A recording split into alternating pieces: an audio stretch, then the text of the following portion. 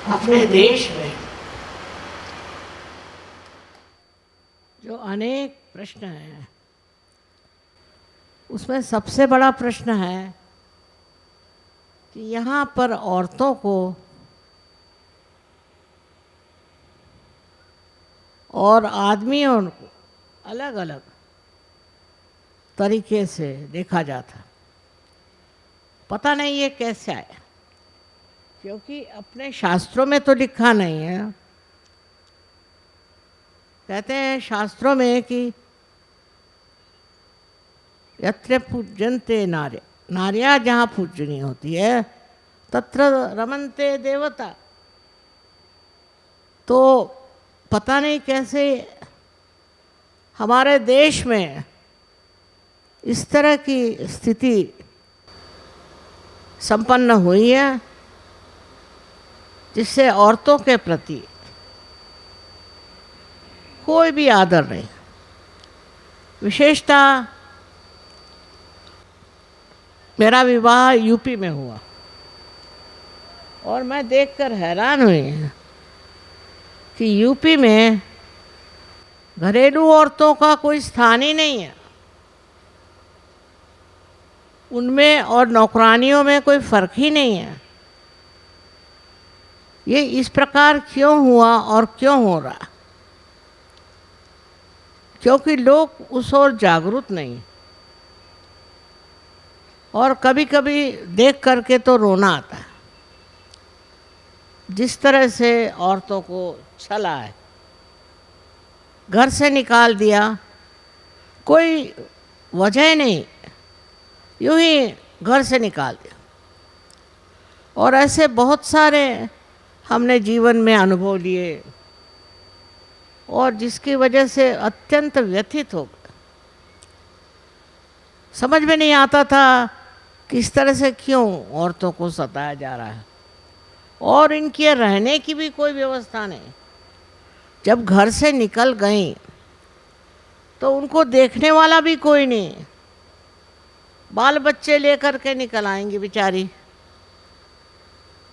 वो लोग तो है निराश्रित, पर बच्चों को भी बिल्कुल बुरी तरह से निकाल देते हैं। ये अपने यहाँ की व्यवस्था किस तरह से बदल सकती है?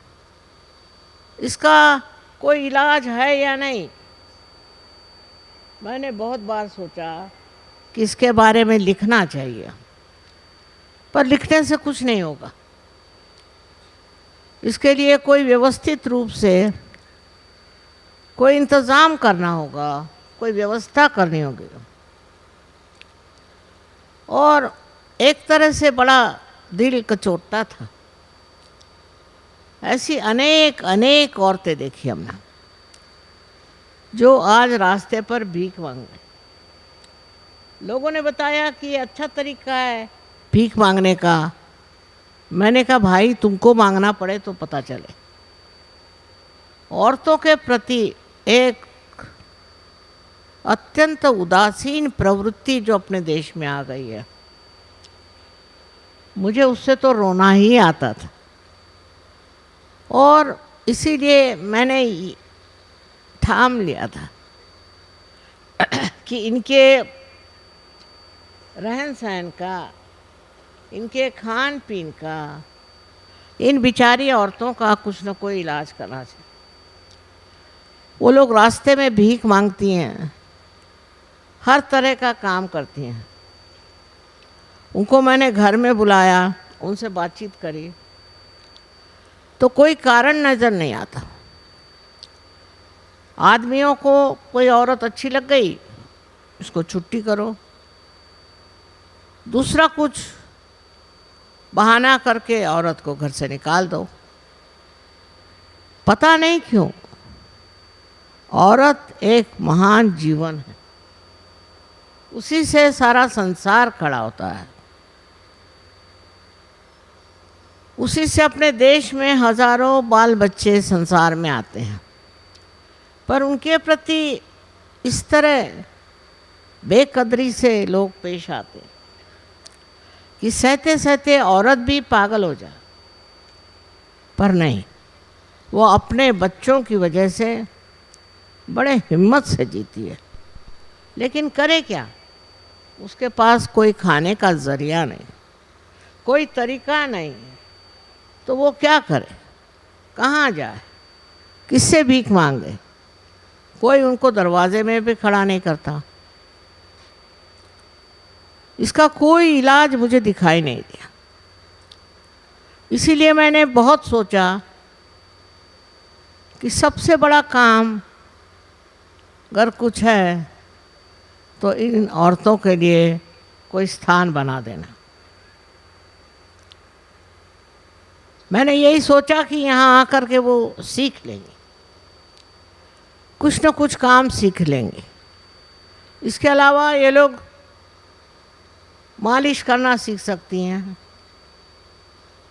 इसके अलावा ये लोग छोटे छोटे अपने होटल जैसे बना सकते हैं, पर उनको सहाय करने के लिए कोई चाहिए, कोई स्थान चाहिए, और उनको समझाने के लिए कोई चाहिए। इसी ख्याल से मैंने ये आश्रम बनाया है और इस पे सभी के प्यार को ललकारा, सारे विश्व के प्यार को ललकारा है कि सब लोग प्यार से इसे देखें। इन बिचारी औरतों का कोई दोष नहीं है। वो जो दर दर में भीख मांग रही हैं, इसका उत्तरदायित्व हमारे समाज का है। बहुत दुख होता है। एक औरत के नाते मुझे बहुत रोना आता था देख देख के, और जब ये बनने लगा मैंने कहा किसी तरह से ये पूरा हो जाए, और इसमें मेहनत करी काफ़ी। इसका डिज़ाइन भी हमने बनाया, पर इसकी विशेषता ये है कि इसमें जो आपको सफ़ेद रंग दिख रहा है ये ख़राब होने वाला नहीं। एक अजीबो गरीब तरीके से बनाया। ये इटली में मैंने सीखा था। इटली में मैंने सीखा था कि ऐसा रंग बनाना चाहिए कि जो छूटे ना, और मुझे इसका मालूम है टेक्निक, और उसको इस्तेमाल करने से देखिए कितना सुंदर सफ़ेद रंग बन गया, और ये कभी ख़राब नहीं होगा। कितना भी इस पर पानी आ जाए, कुछ हो जाए, कभी ख़राब नहीं होगा। ये मैंने एक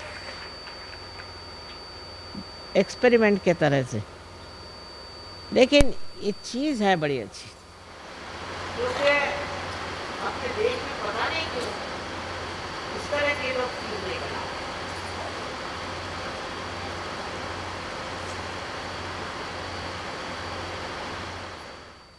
धन्यवाद।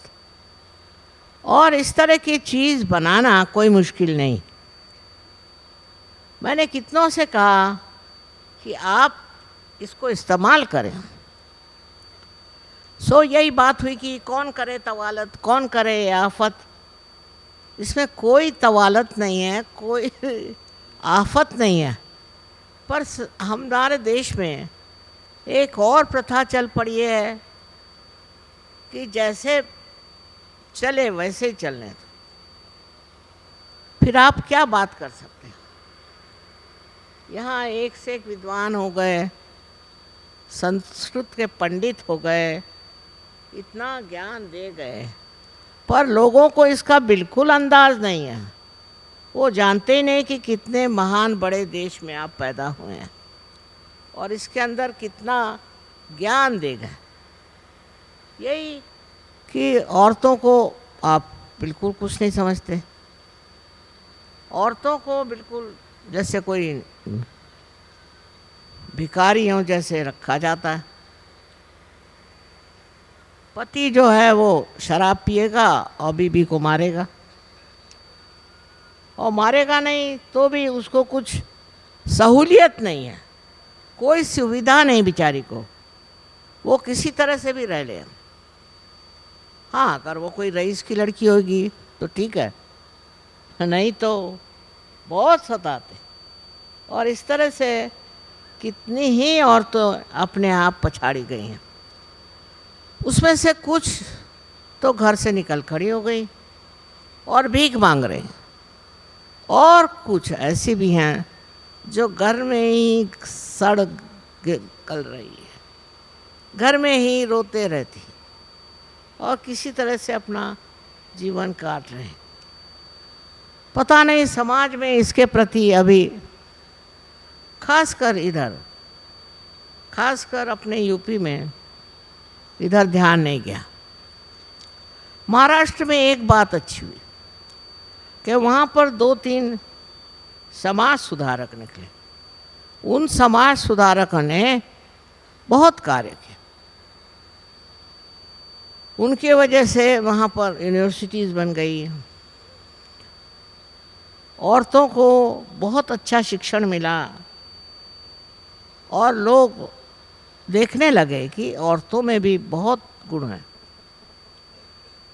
अब ये हमने स्कूल तो बनाया है और आप लोगों से यही विनती है कि आप लोग हमें बताएं कि इसमें हम क्या कर सकते हैं, कौन सी शिक्षा हम दे सकते हैं। ऐसे हम लोगों ने तो बहुत सोच लिया है, पर तो भी आप सूझने हैं, आप हमारे पास खबर भेजें कि और क्या क्या हम इन औरतों के लिए कर सकते हैं।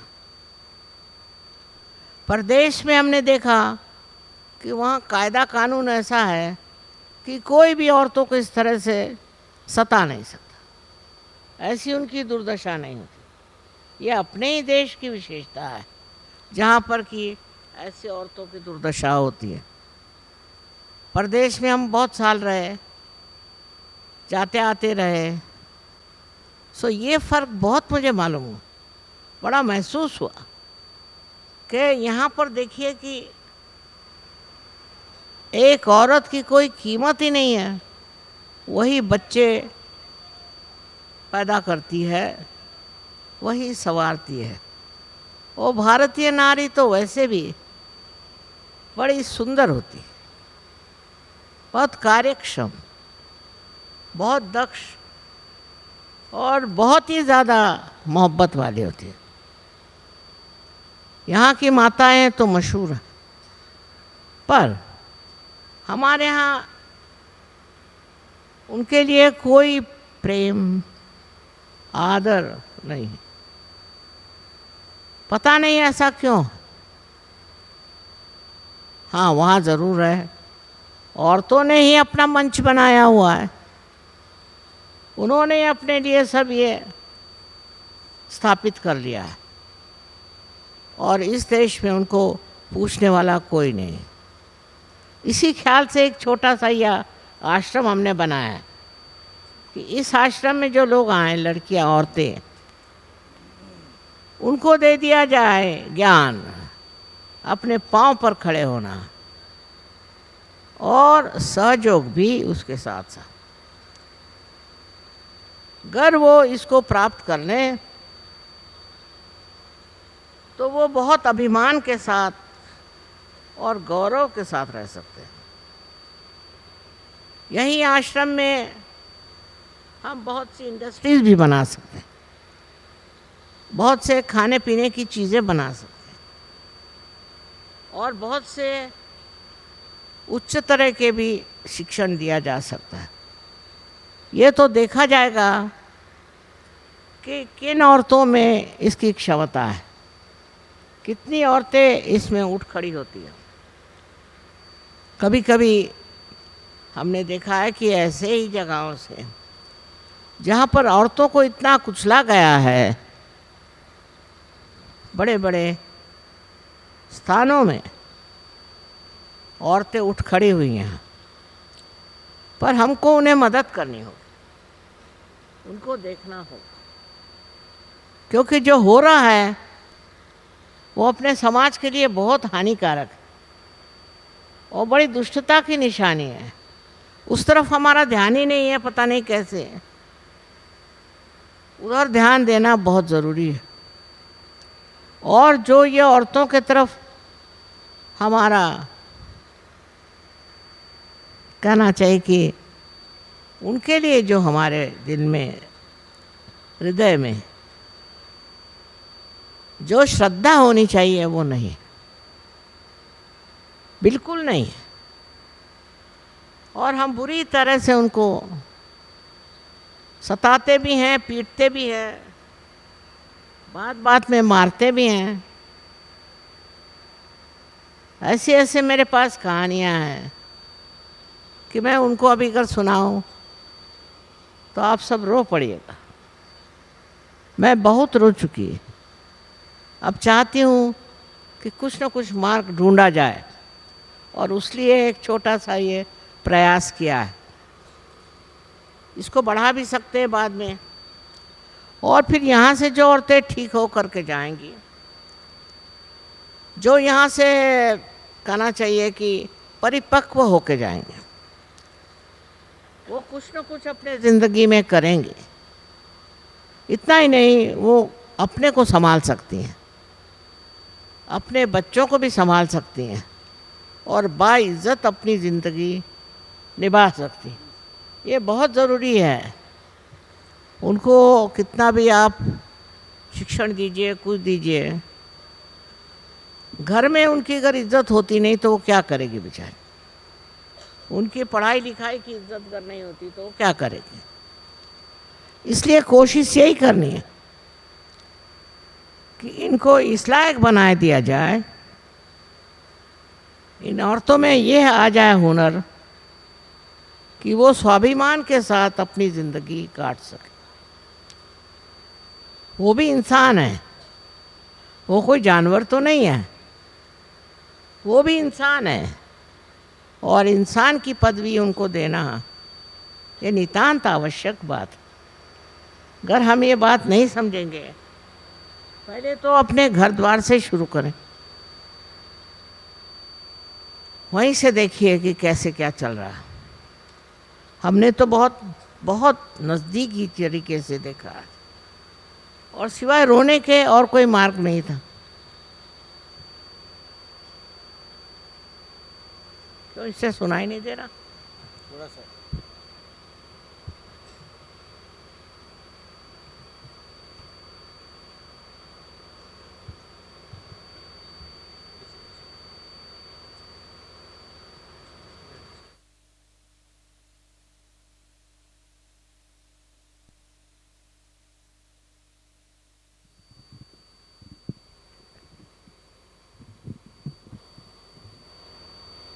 आप लोगों को सुनाई नहीं दे रहा है क्या?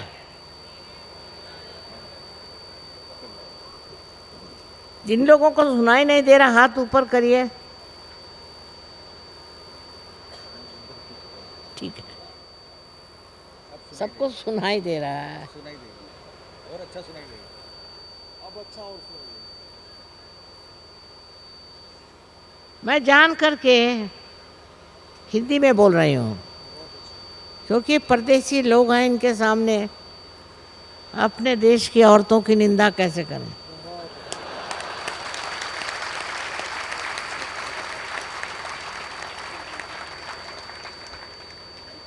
इन लोगों को तो अपने देश के प्रति बहुत अभिमान है। जब भी आते हैं तो पहले सर को ज़मीन में छू करके और अभिनंदन करते हैं। इतना मानते हैं कि मैं आपसे बता नहीं सकता। मैंने इनसे कभी नहीं कहा, अपने ही विचार से, अपने ही श्रद्धा से ये समझते हैं कि ये तो नंदनवन है,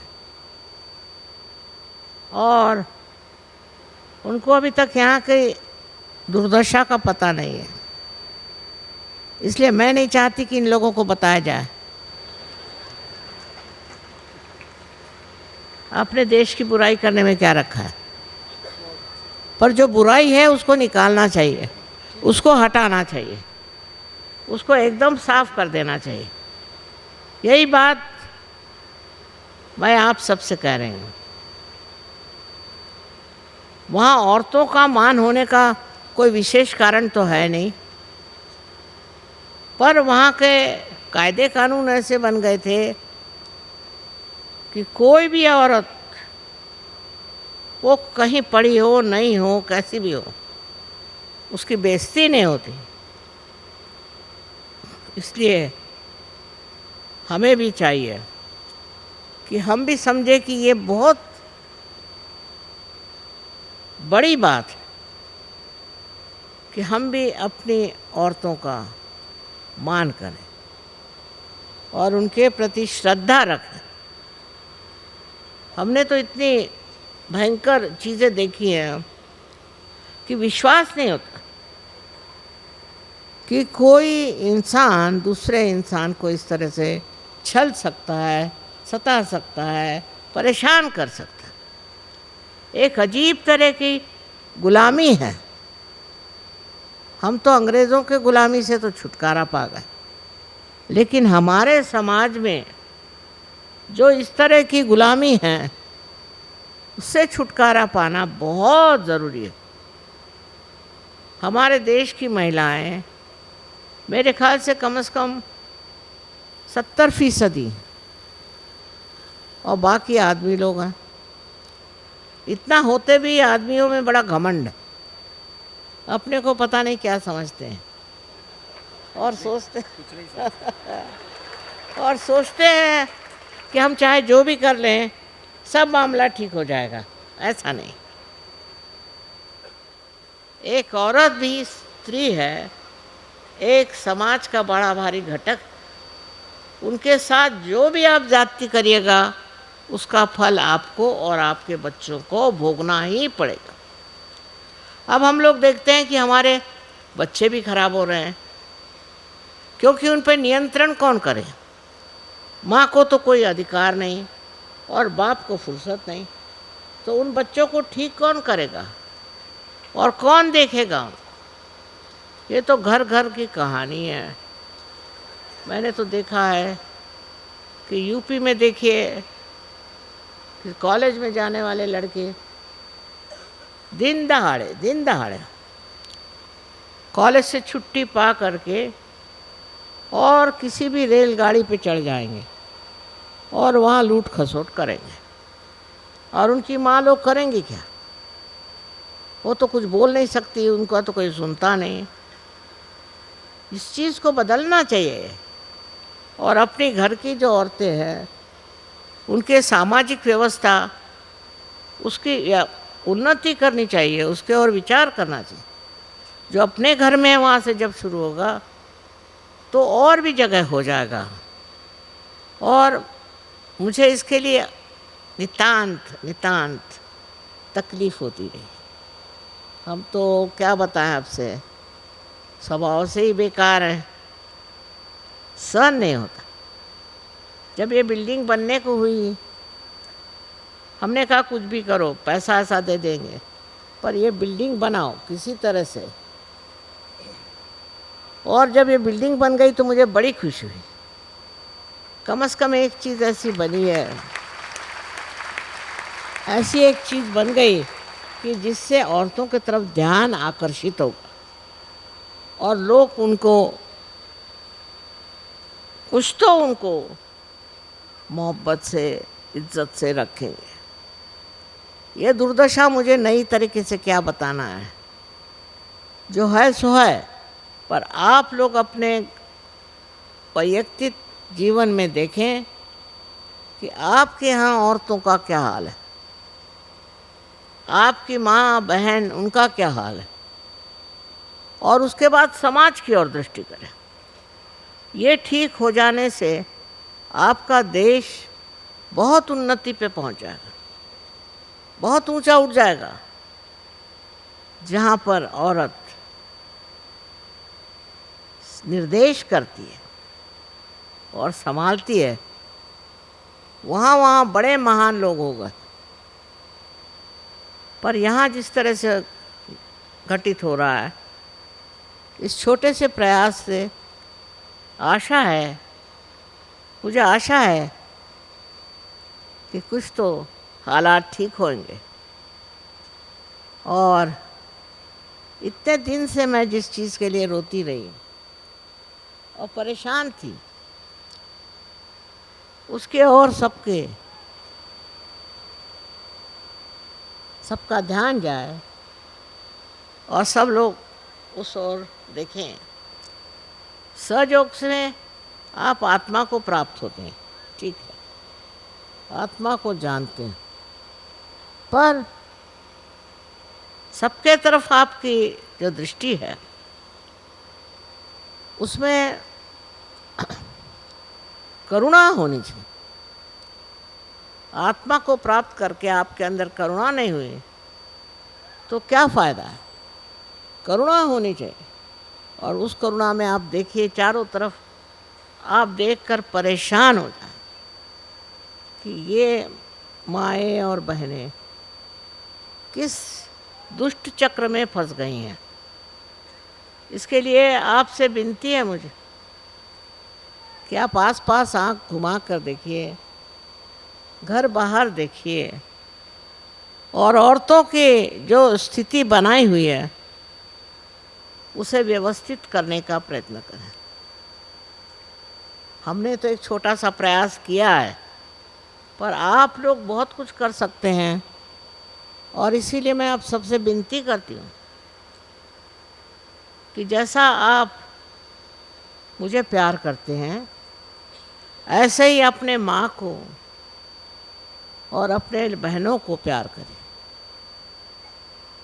अनंत आशीर्वाद है।